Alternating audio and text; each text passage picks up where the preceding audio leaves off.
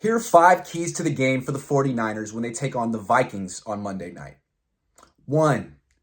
Take the Vikings seriously. This is something the Niners didn't do last week against the Browns, who frankly are better than the Vikings. The Niners sort of just waltzed into Cleveland, started a fight before the game, committed a bunch of penalties, and lost to PJ Walker because they couldn't make field goals. I mean, they really were sloppy and beat themselves. They did not take that game seriously, and they got what they deserve. Now they need a wake-up call. And, their personality is to just not take the Vikings seriously. 2-4 team, Kirk Cousins, they've beaten them so many times. This is a game the Niners could lose just by not taking it seriously. But without Trent Williams, without Deebo Samuel, they're going to have to, they can't just wake up and beat anyone. They have to give their best effort. And I think given the fact that they just beat themselves in Cleveland, that they won't have 2 of their best players on offense, I expect the Niners will give their best effort and take the Vikings seriously. 2, get the ball to Jordan Mason. Hand off to Mason. The Vikings aren't great, but they have a very good run defense, giving up 3.7 yards per carry this season. Christian McCaffrey probably will play. He's questionable, but he's hurt.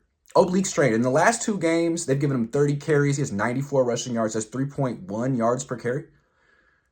He's overused.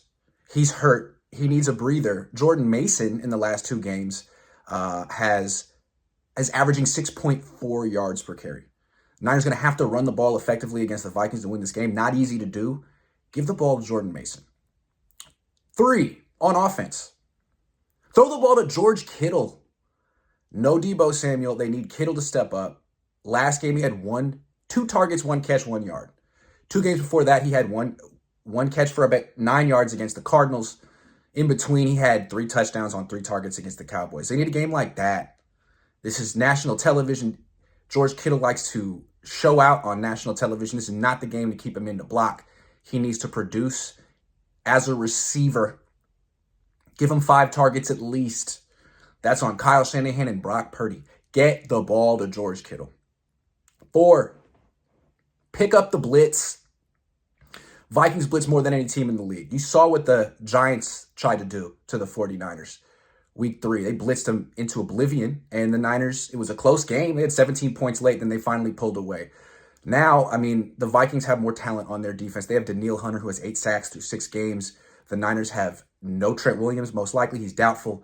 So they got to get the ball out quick, and they have to communicate really well on the offensive line. Jalen Moore, Aaron Banks, picking up blitzes, working together.